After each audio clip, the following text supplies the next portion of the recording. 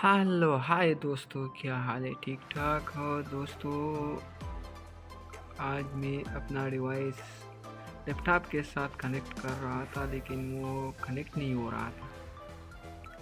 इसलिए मैं भी बहुत काफ़ी रिसर्च के बाद मैंने इसको कनेक्ट किया।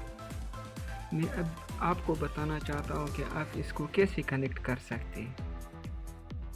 वीवो मेरा मोबाइल है। यहाँ पे आप देख सकते हैं डिवाइस मैनेजर पे आप जब क्लिक करेंगे तो यहाँ पे आपको मिलेगा पोर्टेबल डिवाइस। यहाँ पे आप देख सकते हैं पोर्टेबल डिवाइस V23E। ये मेरा मोबाइल है। आप जब कनेक्ट करेंगे तो आपका कोई और भी हो सकता है। इस पे आप देख सकते हैं। मैं रिमूव करता हूँ, रिमूव हो गया। मैं वापस लगाता हूँ।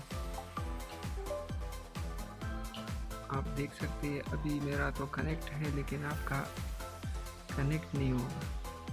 इस पे आप डबल क्लिक करेंगे जो आपका मोबाइल है। यहाँ पे आप ड्राइवर पे क्लिक करेंगे, और यार ड्राइवर अपडेट, इस पे आप क्लिक करेंगे। मेरा ऑलरेडी अपडेट है।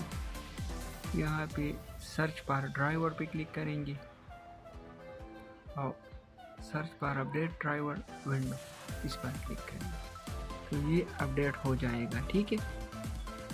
इसके बाद आपने मोबाइल स्क्रीन पे जाना है। मैं भी जाता हूँ। ठीक है। देन आपने सेटिंग में आना है। यहाँ पे आप देख सकते हैं मैं सेटिंग में जा रहा हूँ। सेटिंग में अबाउट योर फोन,